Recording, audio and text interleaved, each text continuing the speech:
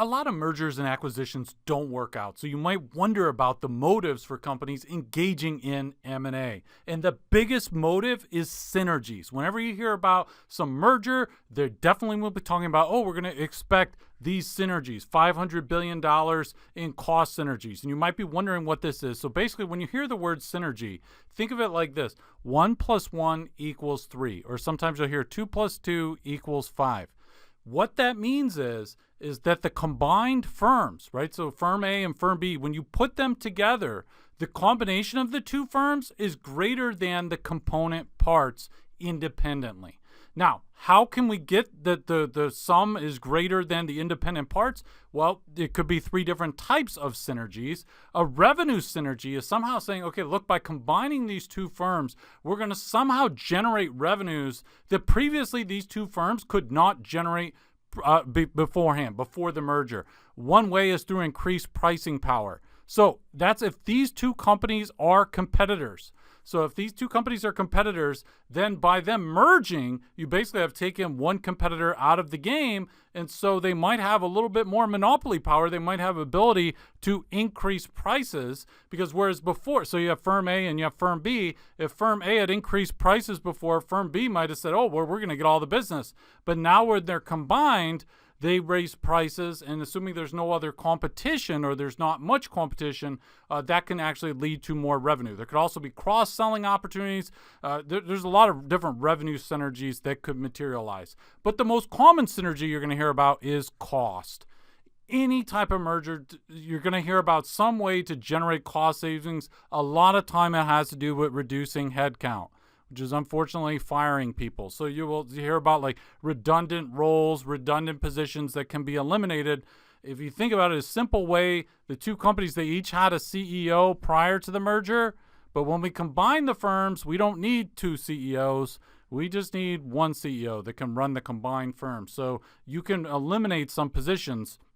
And so there would be cost savings. There's just a lot of other cost savings that I'll talk about in a future video. But financial synergies.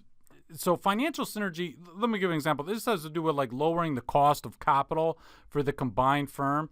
And so if firm A and firm B, let's say that their cash flows are not perfectly correlated. So firm A, maybe they do really well when the economy is doing great, and not so well during a recession, and firm B does a little bit better during a recession. So then we say, okay, their cash flows aren't perfectly correlated. So when one of them, the cash flows is up, the other one would be down, and vice versa. So they kind of cancel. You basically have more stable cash flows, and more stable cash flow means lower risk of bankruptcy. A company would be, like a lender would be able to lend to you then at a lower rate. Okay, because the company's less risky. So those are synergies. Now, sometimes you have a company take over another company and they want to oust management.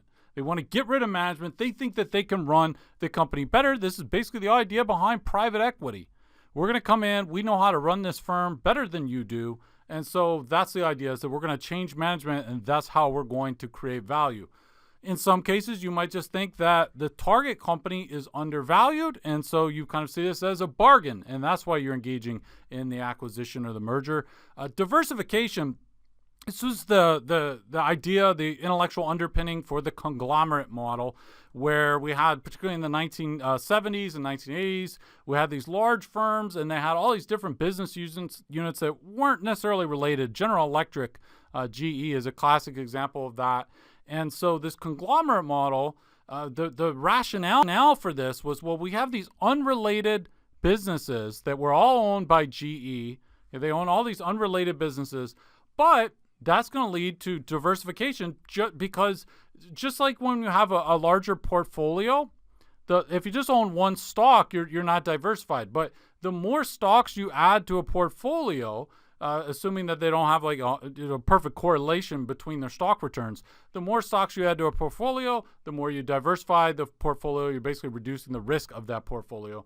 And so with the conglomerate model, the thing was, okay, well, the more different types of businesses we have, we're reducing the risk of the company as a whole. Now, everything I've talked to you thus far, so like when we talk about synergies, those are things that in theory would create value for the shareholders of like the acquiring company and so forth, okay? But Now, sometimes there are more devious motives for why a company would acquire another firm or go forward with a merger, and that has to do with managerial self-interest. So empire building is a phrase you might hear. Empire building has to do with the CEO of the acquiring firm maybe saying that they would really like the idea of running this huge company, this huge combined firm, because maybe they get more prestige out of it. It's kind of a cool thing. They have more power. They're running this massive company.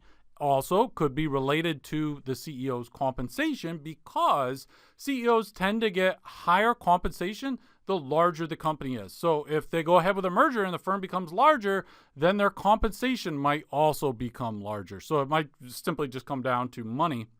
And then we have overconfidence in this hubris hypothesis. Basically is saying, look, some of these CEOs are overconfident.